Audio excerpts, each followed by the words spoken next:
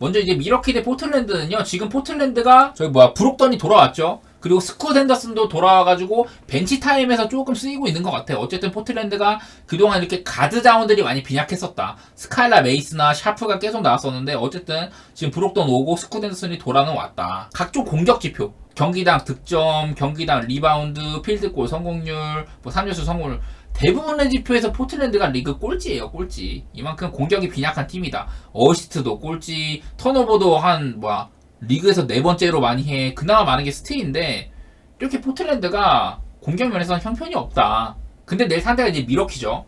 미러키는 지금 내일 이제 그 미들턴이 못 나오고 코너턴이 나올 가능성이 있다고는 해요. 그리고 쿤보도 프로버블이 떠있기는 한데 그래도 지금 미러키가 요즘에 좀 정신을 많이 차렸어요. 쿤보도 본인의 강점 많이 살리고 있는 중이고 릴라드도 요즘에 많이 돌아오고 비즐리도 같이 3점 많이 잘 폭격해주고 있고 직전 경기 워싱턴한테 미러키의 3점이 잘 안 들어갔어요. 31개 중에 9개밖에 안 들어갔거든요. 워싱턴이랑 약간 난타전을 벌였는데 어쨌든 미러키가 이기긴 했지만 3점 차로 겨우 이기는 경기긴 했다. 근데 내일 상대가 이제 포틀랜드라는 점인데 포틀랜드도 직전 경기 포틀랜드가 계속 이제 한 8연패인가 하다가 직전 경기 그 포틀랜드 만나가지고 유타 만나가지고 유타한테 121대 105로 이겼어요. 이제 핸더슨이랑 브록던이 돌아온 효과를 봤다? 이렇게 볼만도 한데 눈에 띄는 거는 포틀랜드가 간만에 120점을 넘겼다. 그 전까지는 근데 올 시즌에 아예 120점을 넘긴 경기가 한 번도 없었거든요.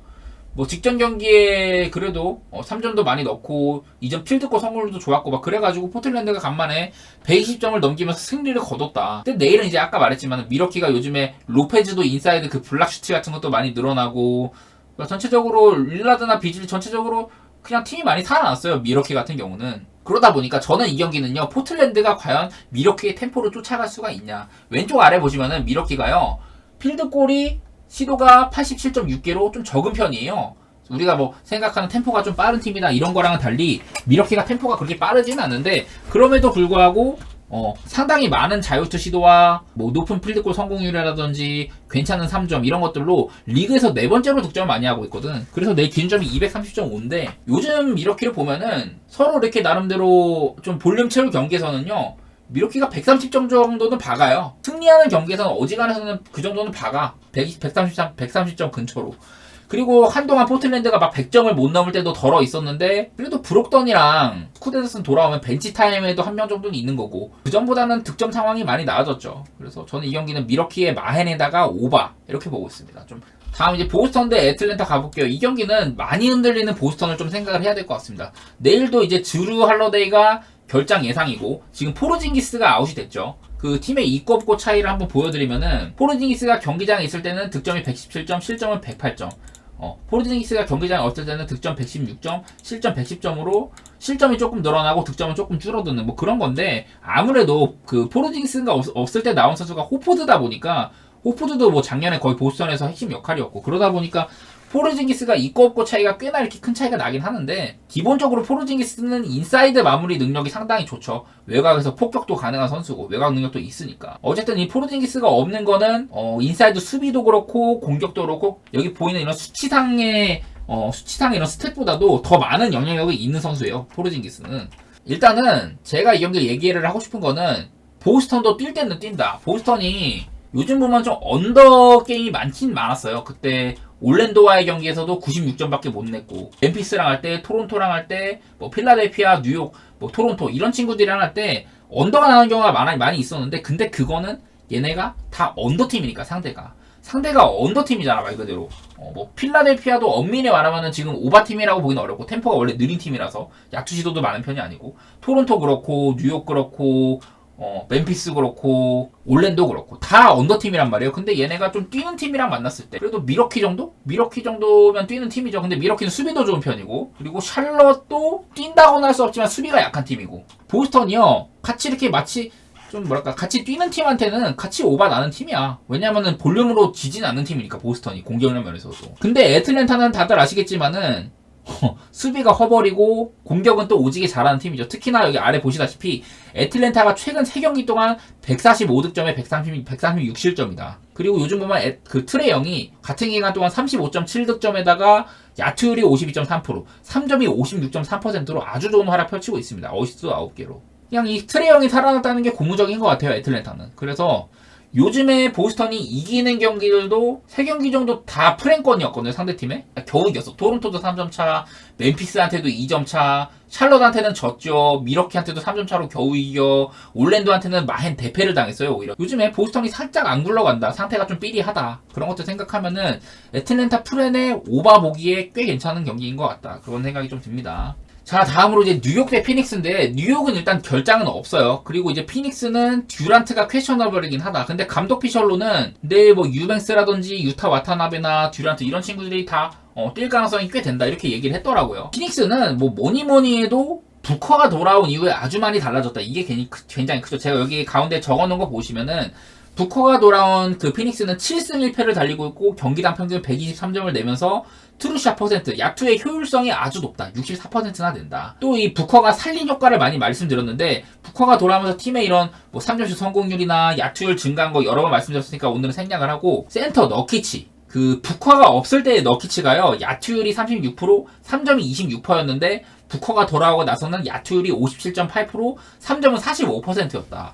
이렇게 아주 좀 괄목상대할 만한 활약을 보여주고 있는 너키치라는 점인데 직전 경기에 그 피닉스가 멤피스를 상대를 했잖아요. 근데 그 경기가 제가 이제 또 멤피스를 상대했는데 그 경기를 보면서 이거 피닉스 듀란트 없으니까 생각보다 점수도 많이 못 내고 좀 그 시원시원하게 못하네 이랬는데 일단 4쿼터 때 엄청나게 많이 벌렸고 뭐 최종적으로는 이 경기 그 21점 차로 이겼으니까 이날 너키치가 뭐 득점 6점에 그치긴 했지만은 뭐 리바운드 잘 잡고 링커 역할도 잘해줬고요. 무엇보다도 부커가 그냥 듀란트가 없으니까 40점 해주면서 엄청 잘했었죠. 그냥 부커가 돌아온 피닉스는 확연히 느낌이 많이 다르다는 건데, 근데 뉴욕은요 여전히 뉴욕의 최고 장점은 오펜스 리바운드고 그로 인한 야투 시도가 상대는 82.7개로 억제를 많이 합니다. 상대의 야투 시도는 많이 억제를 하는데 본인들은 이런 강력한 오펜스 리바운드를 바탕으로 많은 야투 시도를 하고 2점 슛의 확률 높은 그런 득점 빈도가 높다.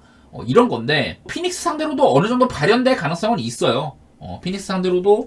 왜냐면 너키치가 나쁘지 않은 센터인데 일단 좀 파울 트러블에 걸리는 빈도도 좀 있는 편이고 피닉스는 그리고 좀 그 서브 센터가 살짝 빈약한 팀이기도 하죠. 피닉스 같은 경우는.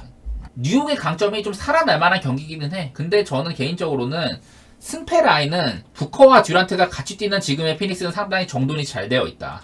그렇게 생각하는 편이고 요즘에 또 그레이슨 알렌도 컨디션이 엄청 좋고요. 부커의 영향력인지는 몰라도. 일단은 뉴욕이 본인들의 강점을 조금 살릴 수 있다는 점에서 220.5는 좀 다소 낮아 보이기는 해요. 이게 뉴욕이 언더팀이어가지고 좀 낮은데 요즘 피닉스의 득점 기세 보면은 220.5는 저는 충분히 뚫을만하다고 생각합니다. 만약에 뉴욕이 승리를 한다고 하더라도 피닉스가 가만히 막 쳐맞지는 않을 거란 말이야. 일단 그런 생각이 좀 들고 그래도 듀란트가 없었을 때도 피닉스가 상당히 강했었는데 오늘 경기 듀란트까지 만약 뛴다고 하면은 물론 뉴욕이 동부에서도 나름 경쟁력은 있지만은 피닉스가 그러면 너무 좋은 팀이라고 생각을 합니다. 그리고 아까 제가 뉴욕 닉스가 상대팀의 야투를 많이 억제한다고 했는데요. 오른쪽 오른쪽 아래 보시면은 피닉스는요 애초에 야투 시도를 85.4개로 리그에서 4번째로 안 하는 팀이에요. 근데 이 부분에서 레이커스가 어제 제가 한번 말씀드렸잖아요. 그렇게 레이커스나 피닉스는 이런 낮은 야투 시도에도 불구하고 많은 그 자유투를 삥 뜯기도 하면서 피닉스가 또 3점이 좋은 팀이라고 했었죠. 좀 확률 높은 공격을 많이 한다. 그런 팀이어가지고 저는 여러가지 효율성 면이나 그런 부분에서 피닉스가 볼륨에서 뒤지진 않을 것 같다. 피닉스 마인에다가 오바 이렇게 생각을 하고 있습니다. 다음 이제 올랜도 대 샬럿. 요즘에 올랜도의 폼이 워낙 좋잖아요. 이거는 근데 좀 샬럿의 라멜로 볼을 조금 계산을 해야 된다. 제가 라멜로 볼을 한번 보여드릴게요. 라멜로 볼의 첫 5경기 백코트 파트너가 그 로지어였을 때는요 평득이 14.6점, 야투율이 29.7%, 엄청 안 좋았었고 3점도 27% 이랬는데 그 이후에 최근 들어서 이제 브랜든 밀러랑 백코트 호흡을 맞추면서는요 9경기 동안 평득이 32.2점, 야투율이 49.1%로 20%가 올랐고 3점슛도 43.6%로 16%가 올랐어요. 그만큼 아주 좋은 활약을 하고 있는 라멜로 볼이다. 라멜로 볼이 당연히 이렇게 날아다니면 팀적인 파생 효과도 분명히 생기죠. 워낙에 또 어시스트 마인드도 있는 선수여가지고 여러가지 또 기록들을 말씀드리면요 라멜로 볼은 현재 지금 NBA에서 두 번째로 긴 25득점 이상 경기 행진을 달리고 있는 선수다. 이 부분 1위가 엔비드 아닐까? 엔비드? 어쨌든 라멜로 볼은 두 번째로 긴 25득점 이상 경기를 계속 펼치고 있다. 제가 아까 브랜든 밀러랑 호흡을 맞춘 게 최근 9경기라고 말씀드렸죠. 그러니까 딱 라멜로 볼이 잘하기 시작한 경기라는 거야. 그리고 라멜로 볼은 11월 15일 이후 한 최근 열흘가량 NBA 선수들 중에 가장 많은 득점을 기록하고 있는 게 라멜로 볼이다. 지금 4경기 연속으로 34점 이상 경기를 또 기록을 하고 있어요. 라멜로 볼이. 물론 내일 올랜도는 굉장한 수비팀이고 라멜로 볼을 가만 냅두진 않을 텐데 어쨌든 라멜로 볼의 요즘 컨디션 자체는 괜찮다. 이런 분들을 생각을 하면은 올랜도가 아무리 좋은 수비팀이지만 샬롯이 뭐 공격을 아주 못하는 팀도 아니고 저는 약간 오바페이스의 호재라고 봐요. 오바의 호재인 지표다. 라멜로 볼이 어느 정도는 채워줄 거고 뭐 그로 인한 파생 효과도 있을 거고 하기 때문에 이제 아래 보면 올랜도는요 최근 6연승 기간 동안 올랜도가 지금 6연승을 달리고 있는데 그 기간 동안 또 제압한 팀들의 라인업이 매서워요. 그 6연승 동안 시카고는 다소 약한 상대고 동부의 강호 인디애나 토론토 제압했고 그리고 요키치의 덴버도 제압했고 보스턴도 제압을 했죠. 굉장히 좀 어려운 상대들을 만났음에도 불구하고 올랜도가 지난 6경기 6연승으로 상당히 잘했고 그 경기 동안 평득이 115점으로 뭐 평균 수준이었고 7점이 104.8점밖에 안 돼요. 상대방을 매우 잘 묶었다. 그 6번의 경기 중에서 상대방을 100점 아래로 묶은 게 3경기나 됩니다. 그 중에 특히나 보스턴을 96점으로 직전 경기에 묶었다는 거. 더구나 그 경기는 1쿼터 때 지고 들어가는 경기였었거든요. 거의 한 12점인가까지 지던 경기였는데 참 인상 깊습니다. 요즘에 올랜도 보고 있으면 올랜도가 진짜 에너지가 엄청나요. 팀적으로 젊기도 하고 이런 팀의 위닝 스피릿이 다 자리를 잡힌 것 같아요. 그래가지고 저는 내일 올랜도가 뭐 6.5 마인 정도는 할 것 같아요. 샬럿 상대로. 올랭 마인에다가 오바 이렇게 계산해 보도록 하겠습니다. 다음 이제 멤피스 대 미네소타는요. 이거는 난 멤피스가 하는 꼴이 너무 그지 같더라고. 직전 경기 피닉스랑 하는 거를 제가 풀 경기를 다 봤는데 멤피스는 지금 안 그래도 라인업이 이렇잖아요. 길리아드, 베인, 알다마, 자잭주, 비온보. 맨날 말하지만 결장하는 선수들. 모란트, 스마트, 캐너드, 클라크, 틸먼. 이렇게 선발 라인업 구성해도 지금보다 더 약간 경쟁력이 있을 거라고 생각하는 편이에요. 그만큼 지금 멤피스는 뭐 답이 없다는 것 같고. 그나마 인사이드 수비력이 좋다는 건데 직전 경기에 또 피닉스가 인사이드를 공략 못하지도 않았어요. 그리고 더구나 내일은 미네소타가 KAT, 루디 고베어 이런 친구들이 나선다. 7풋의 장신 선수들이 공세를 하더라. 요즘에 미네소타가 살짝 좀 경기력이 많이 내려온 것 같기는 해요.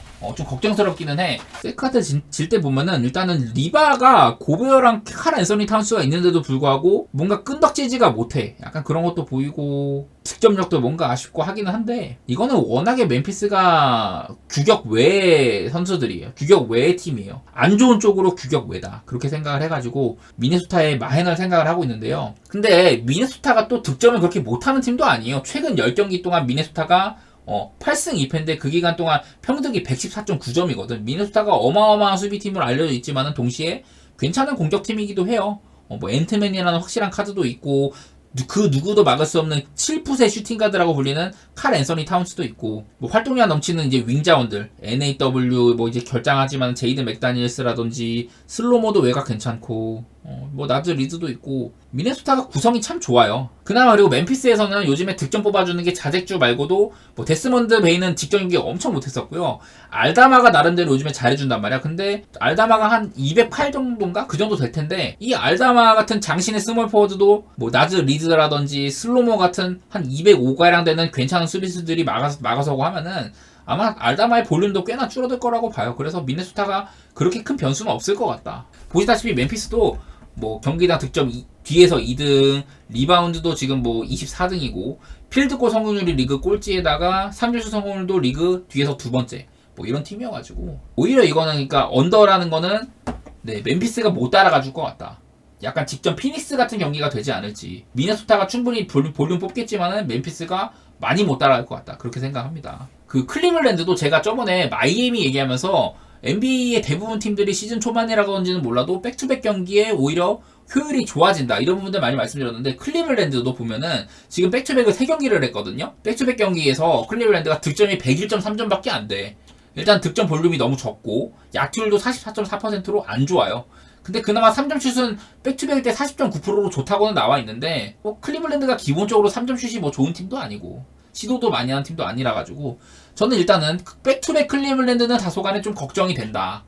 일단 그렇게 생각은 하고 있습니다. 내일 근데 상대가 이제 토론토잖아요. 방금 제가 백투백 얘기를 했는데 클리블랜드의 상대팀, 그러니까 클리블랜드가 백투백일 경우에 수비력이 상대팀한테는 114점을 내준다. 본인들은 101점 득점을 하면서 그리고 상대방의 야투는 45.3%로 평이한 수준이고 상대방의 3점슛이 38.8%로 굉장히 좋게 찍힌다. 그러니까 백투백의 클리블랜드가 생각보다 인사이드 수비는 되던데 여전히 3점슛 수비는 안 된다. 제가 여기 보시면은 왼쪽 아래 클리블랜드가 OPT의 야투 방어율이 57.1%로 상당히 좋은 팀인데 3점슛 수비는 안 좋다고 했었죠.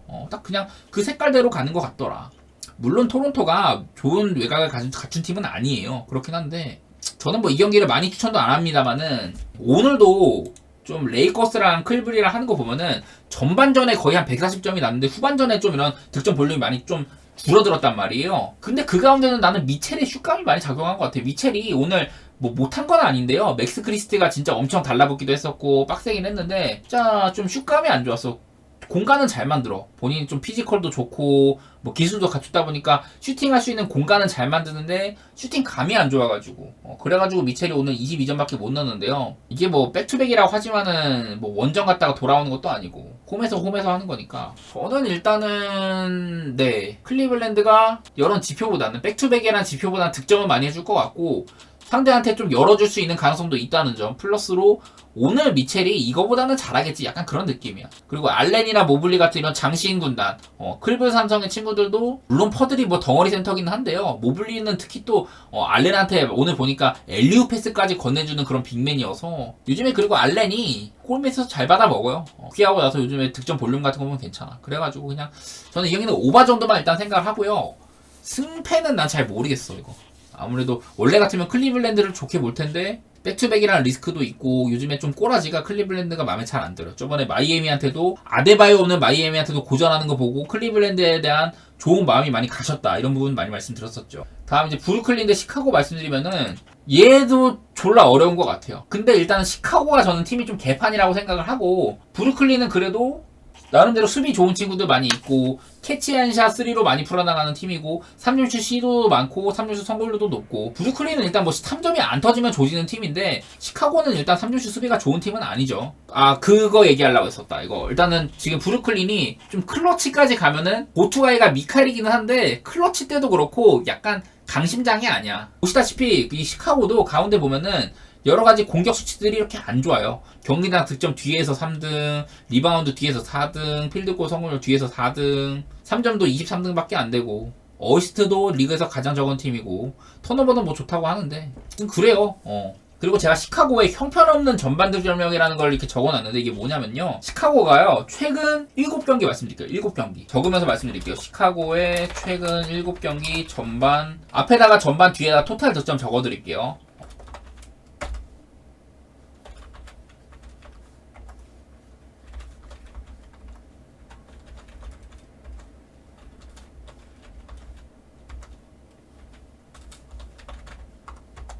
이렇게 돼요. 전반전에 존나게 끌려갑니다. 딱 한 경기. 마이애미와 2차전에서 전반전에 53점으로 후반전에 47점이었거든요. 그때 말고는 전부 다 이렇게 전반전에 막 30점대 쳐받고 그래서 1, 2쿼터에 오지게 못했다는 소리예요, 그냥.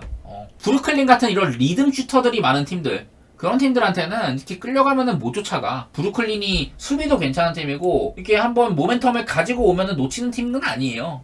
브루클린은 뭐 상대방이랑 같이 막 엄청 서로 불타오르고 이런 게임을 하면 모를까. 그냥 대체로 보면은 그리고 이 기간 동안 방금 제가 말씀드렸던 이 기간 동안 전반전에 이렇게 형편없는 득점력을 보인 기간 동안 시카고는 1승 6패 1승 6패 그리고 대부분의 경기에서 110점을 다 못 넘었고 저 기간 동안 다 110점을 못 넘었고 100점이 안 된 경기가 2번이었고 105점이 안 된 게 하나 둘 셋 넷 5번이에요. 5번. 전반적으로 득점력이 많이 안 좋았다는 거고 그러니까 그냥 시카고는 진짜 형편없는 팀이다 이렇게 생각합니다. 저는 그냥 저번에 한번 마이애미 상대로 한번 뭐 이기고 그러긴 했는데 시카고는 팀을 엎어야 돼. 그래갖고 브루클린을 조금이나마 좋게 보고 언더오버는 시카고가 또 전반전에 저렇게 개 박을지는 모르겠지만은 브루클린의 템포를 생각하면은 그래도 저거보다 많이 날 것 같아요. 214.5는 너무 낮아 내가 봤을 때. 요즘에 그리고 아까 제가 시카고가 요즘에 막 득점 되게 못한다고 했는데 그 최근 7경기 동안 4번 정도는 오바였어요. 214.5 기준이면은. 그 정도는 해가지고 최근 10경기로 보면은 그리고 3경기 빼고는 다 214.5 기준으로 오바였긴 했어요. 저는 이 경기는 좀 이런 형편없는 전반 득점력이 눈에 들어오더라. 그런 것들 한번 얘기해보고 싶고요. 자 이제 마지막으로 덴버 대 샌안토니오인데 홈 덴버를 얘기하지 않을 수가 없죠. 덴버가 지금 한 5경기인가? 계속해서 원정을 이렇게 쭉 돌아다니다가 다섯 경기에 다섯 경기. 그 기간 동안 원정 로드트립에서 1승 4패를 했어요. 1승 4패. 그래갖고 지금 올 시즌에 홈에서는 7전 7승, 원정에서는 9전 3승 6패가 됐거든요. 그 로드트립을 하는 기간 동안 상대한 팀이 뉴올, 클블, 디트, 올랭, 휴지 이렇게 됐단 말이야. 그리고 대부분의 경기에서 전부 다 제가 알기로 언더였어요. 클리블랜드전 빼고인가? 하여튼 올랜도전 오버였구나. 하여튼 1승 4패를 했었고 좀 원하는 경기력이 많이 안 나왔죠. 디트로이트한테도 107대 103으로 이기긴 했지만 이거 덴버가 많이 못했었죠. 그래서 요즘 보면은 덴버가 내일도 11.5마인이긴 한데 뭐 그리고 홈이기도 하지만은 다소간에 마인이 좀 걱정은 된다. 이 얘기를 하고 싶어요. 근데 저는 또 그거를 얘기하고 싶지. 덴버가 많은 팀들이 전부 다 수비가 괜찮은 팀들이에요. 디트로이트도 수비가 나쁘지만은 않아. 덴버가 그냥 요즘에 최근 한 10경기 동안 만났던 팀들이 상태들이 다 빡센 팀들이야. 시카고 정도로 빼면은 뉴올, 골스, 휴지, 클파, 뉴올, 클리블랜드, 디트로이트, 올랜도, 휴스턴 그냥 덴버가 요즘에 계속 빡센 상대와 만났어요. 그러면서도 5승 5패를 했고 반면에 샌안토니오는 지금 11연패를 달리고 있다. 11연패 달리고 있는데 그 기간 중에 근데 또 막 엄청나게 한 20점 차 넘는 뭐 6, 7점 차 넘는 그런 마인을 당한 거는 5번밖에 없긴 했었거든요. 반대로 이제 이 샌안토니오 같은 경우는 상대한 팀들이 그 기간 동안 상대한 팀들이 좀 삐리한 팀들이 여럿 있었어요. 뭐 마이애미도 그렇고 그 멤피스도 그렇고 클파도 지금 완전 완성 단계는 아니고 그리고 네, 뭐 토론토도 그랬었고요. 이게 일단은 당연하게도 덴버의 일반승은 맛이 없으니까 안 갈 건데 덴버가 마인을 할 수 있냐 이거예요. 근데 샌안토니오는 좀 만만한 팀을 상대하고 10연패였었고 만만한 팀을 상대했는데도 11연패였었고 저는 덴버가 꽤나 빡센 팀들을 많이 상대했다고 싶어요. 그리고 덴버가 이렇게 패배를 한 거는 좀 기본적으로 수비가 뛰어난 팀들을 많이 상대를 했다. 근데 샌안토니오는 거의 리그 최악의 수비팀 중에 하나고요. 그래서 홈 덴버라는 점도 그렇고 여러 가지로 덴버가 홈에서는 좀 다른 모습을 보여주지 않을까 싶기는 한데 근데 암만 생각해도 덴버가 벤치가 너무 부실해. 덴버가 그나마 좀 벤치 타임에 쓸 수 있는 선수가 이제 크리스 브라운 정도? 크리스 브라운이랑 뭐 은나지, 저스틴 할러데이도 믿을만하진 않고 페이튼 왓슨 이런 애들 다 출전 시간 짧단 말이야. 그러니까 믿을만한 식스맨이 크리스 브라운 말고는 없어요. 거의. 원래 같으면 자말 머레이가 뛰면은 덴버는 이런 벤치 타임을 자말 머레이랑 요키치가 나눠가지고 구간을 열어줄 거라고. 근데 벤치 타임 핵심 식스맨이어야 할 레지 잭슨이 지금 선발로 뛰고 있고 확연하게 주전이랑 벤치 타임에 이런 간극이 많이 벌어져 있는 상태입니다. 그래서 물론 샌안토니오도 뭐 딱히 뭐 그 벤치가 좋거나 그런 건 아닌데 덴버가 과연 벤치 타임 때 많이 벌릴 수 있냐. 그게 조금 걱정이 돼요. 저는 뭐 그래도 228.5 정도는 오바는 해줄 것 같아요. 덴버가 최근에 그 막 연패 기간이나 그럴 때 보면은 득점이 많이 안 나온 경우가 덜어 있긴 했는데 아까 말했다시피 상당한 수비팀들을 상대를 했다. 그런 부분들 때문에 저는 그냥 이거 오바 정도는 좋게 보고 덴버의 11.5 마이는 조금 걱정되지만 그래도 보기는 하겠다. 그렇게 될 것 같습니다. 몬짜랑 칼리아리 경기 먼저 해볼게요. 칼리아리 대 몬짜를 제가 이거를 왜 다루려고 하면은 요즘에 칼리아리가 저번에 그 역사적인 역전승이 있었어요. 프로시노네한테 세리에아 처음으로 그 70분 이후에 3대 0으로 지고 있던 팀이 역전해내는 그런 아주 드라마틱한 경기를 써왔는데 그 이후로 칼리아리의 최근 폼이 괜찮습니다.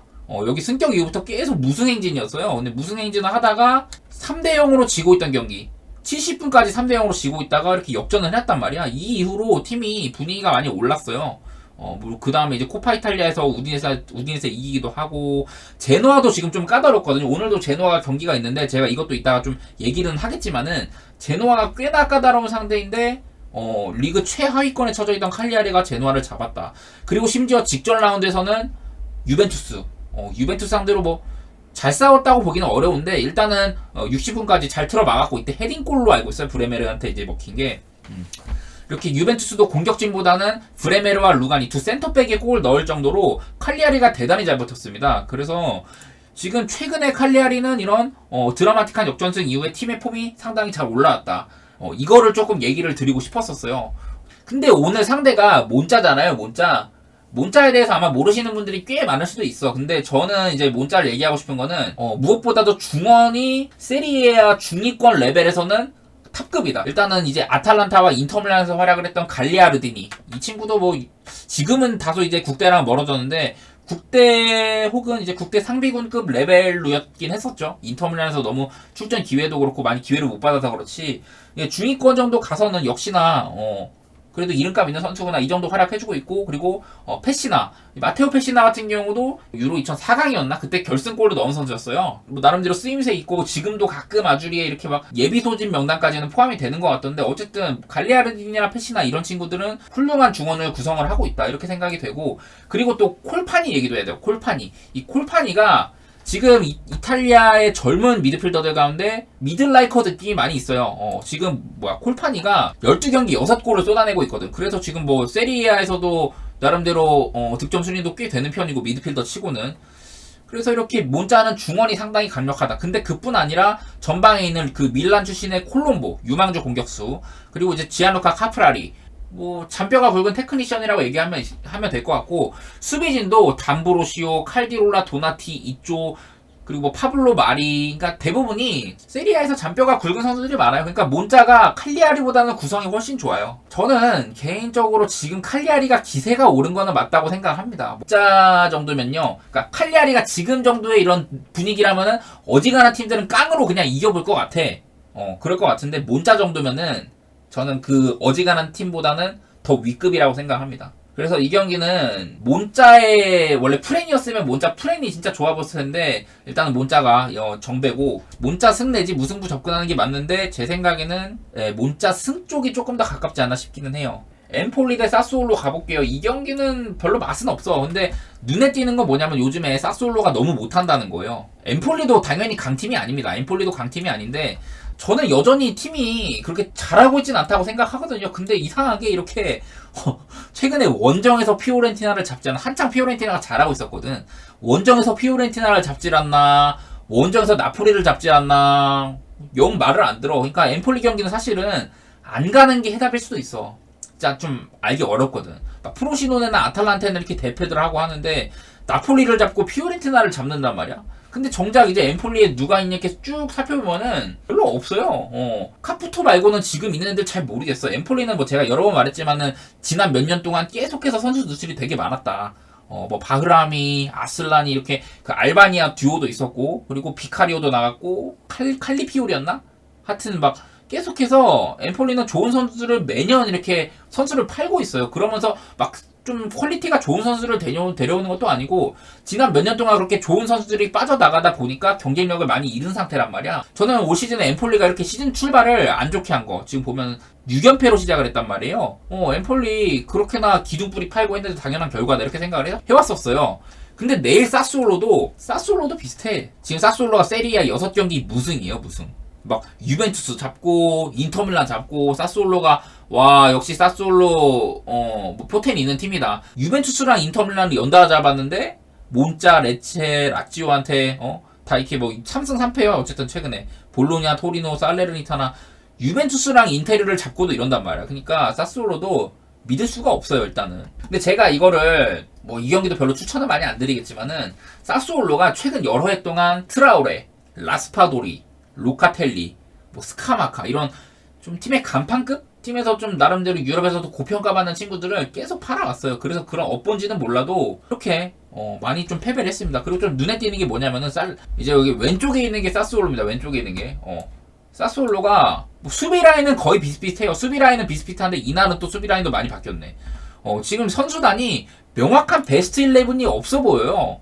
톨리안, 페라레, 에를리치, 비냐, 이게 보통 그 후방 라인업은 이게 이제 좀 고착화되어 있는 건 맞는데, 전방도 그렇고 이게 로테이션을 돌리는 게 아니라 지금 명확한 주전을 좀 약간 판가름한다고 할까? 좀 그런 상태인 것 같아요. 루마니아의 볼로차라든지 뭐 소르스베트 요즘에 직전 경기엔 2골도 넣고 했었는데, 그러니까 명확한 베스트 라인업을 아직 설정을 못한 것 같아요. 아직도. 저는 사솔로가 이게 구성은 괜찮아요. 이게 지금 스쿼드가 꽤나 값도 많이 나가.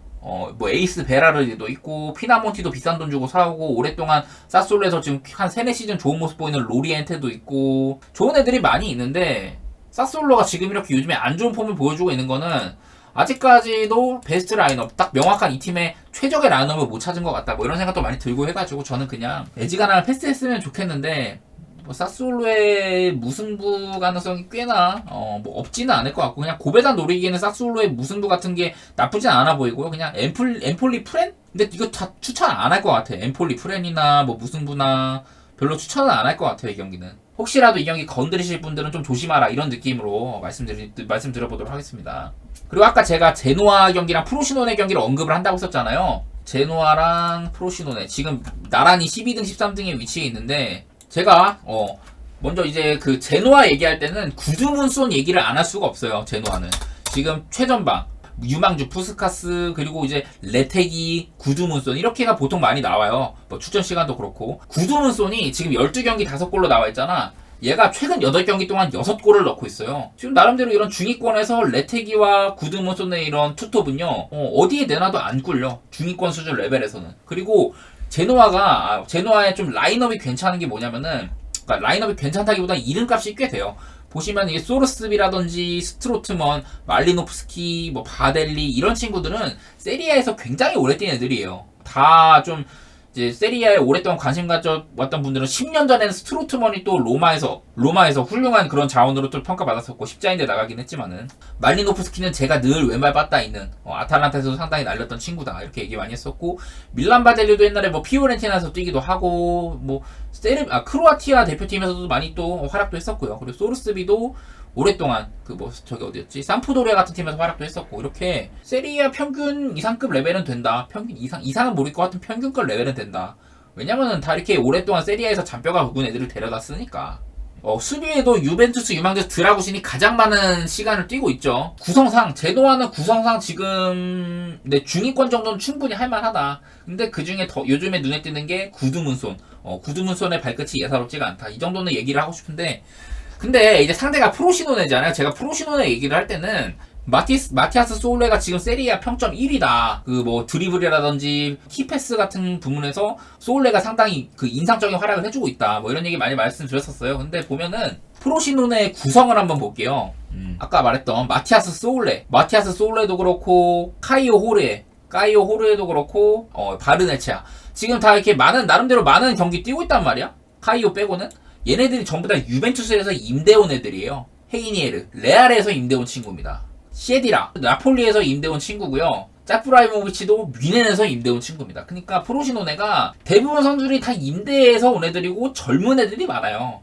이게 뭔 얘기냐면은, 아까 제가 충격적인 역전승을 거두거나 충격적인 역전패를 거둔다. 선수단이 좀 어린 편이고 딱 명확히 팀에 구심점이 많이 없는 느낌이 들어. 그나마 좀 여기 있는 마치텔리 이런 친구들이 좀 나름대로 승부욕 있어 보이고 막 그런 느낌이 있는데, 그렇다고 이 친구가 뭐 프로시노네 원클럽맨이라든지 오랫동안 막 팀에서 뛰고 그런 것도 아니에요. 그냥 세리에 B나 세리아 전전했던 그런 선수야. 나는 팀이 이런 멘탈적으로 많이 흔들리고 하는 것 때문에 프로시노네 경기가 약간 좀 롤러코스터를 타는 느낌이 있는 것 같아요. 근데 일단 아까 말씀드렸던 소울레라든지 헤이니에르, 시에디라 그런 애들이 전부 다 일단은 임대 와서 잘하고 가야지 원소속팀 복귀에서도 높은 평가 받고선 주전 도약하고 할 거 아니야. 그래가지고 다들 열심히 뛰는데, 제가 아까 제노아는요, 이탈리아에서 잔뼈가 굵은 친구들이 많다 그랬고, 프로시노네는 젊은 친구들이 많다고 했었잖아요. 저는 이거 프로시노네의 입장을 봐가지고 좀 극단적인 경기가 나올 것 같다. 막 역전승이라든지 역전패라든지 좀 나 그런 경기가 나올 것 같아.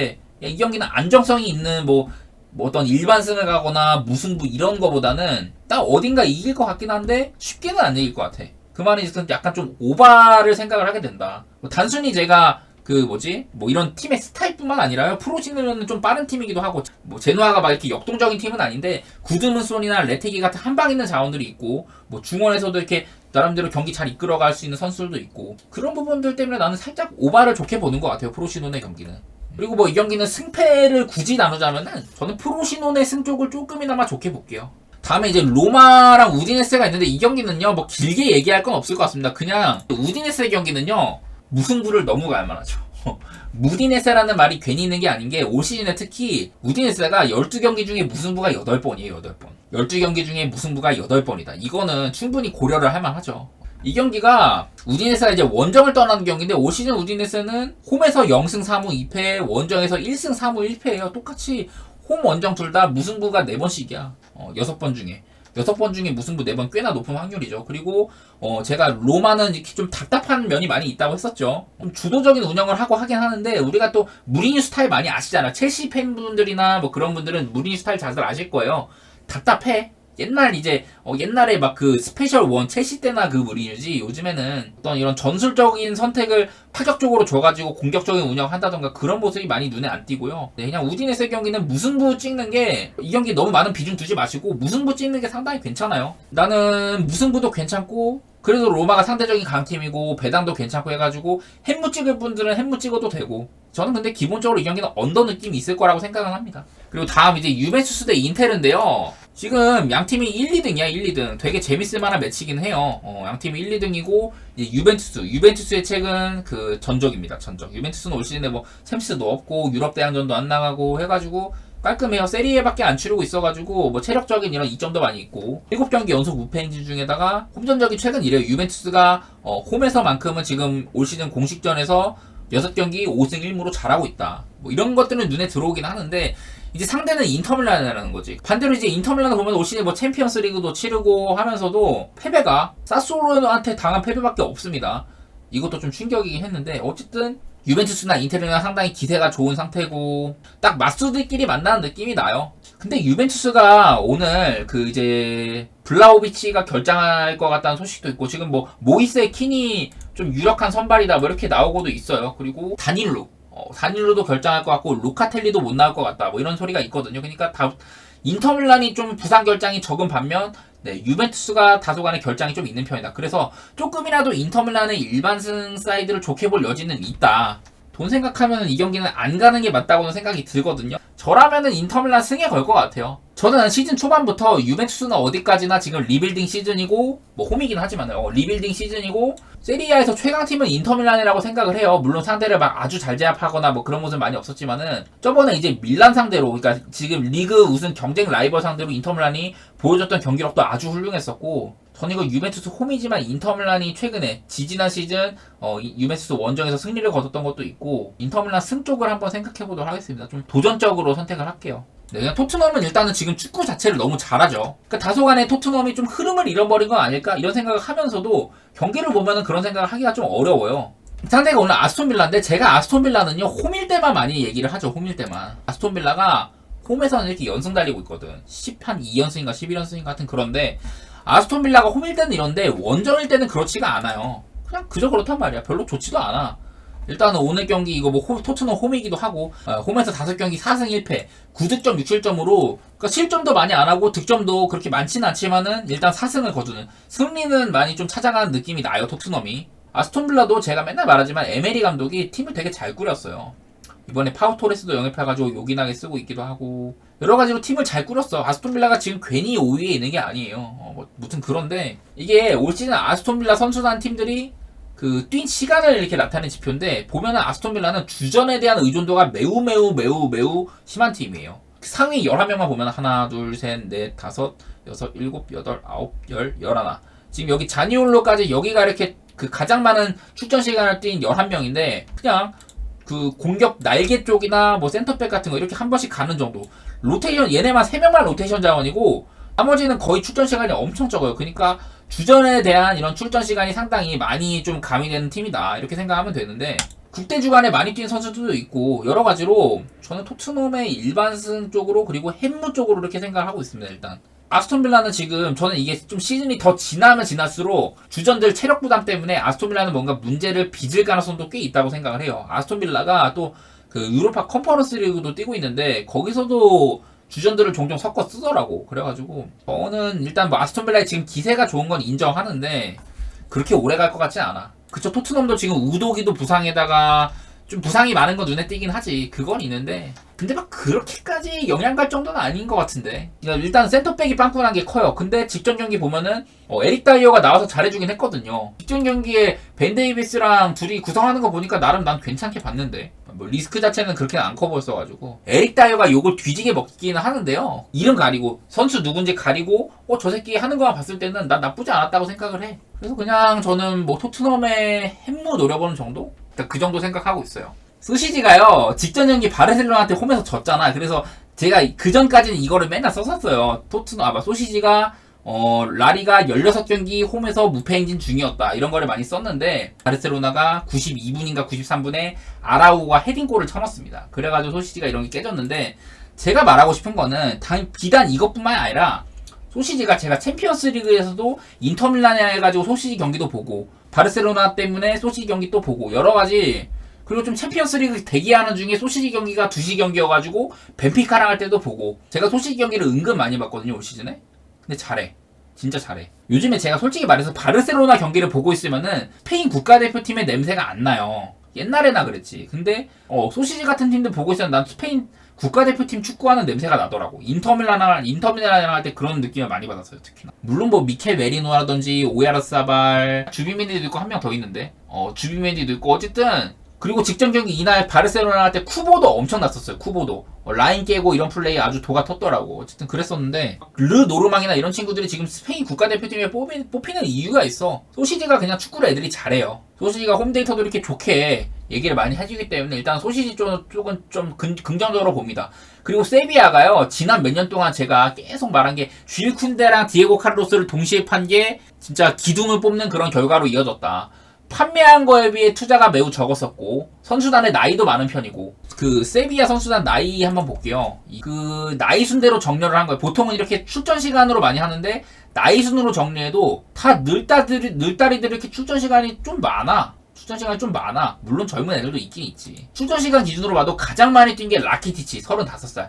그 다음이 구데이, 그 다음에 887분. 그 다음에 뭐 오캄포스인데 29살이고, 나바스가 출전시간 탑5 안에 들고요. 수소도 30살, 뭐 그냥, 라모스도 지금 4경기나 뛰고 있고 막 이래요. 로테이션 자원도 그렇고, 전반적으로 팀이 에너지가 많이 떨어진다. 세비야가 올 시즌에 원정에서 3무 2패예요. 3무 2패. 그냥 세비야가 이제는 남은 게 이름값밖에 없다, 사실상. 일반승이 1.58인데 마헨이나 햄무 같은 거 노려볼 만도 해요. 저는 그렇게까지도 생각합니다. 소시지가 지금의 세비야 상대로는 무승부를 넘는 그런 결과를 좀 가져다 줄 수 있을 거라고 본다.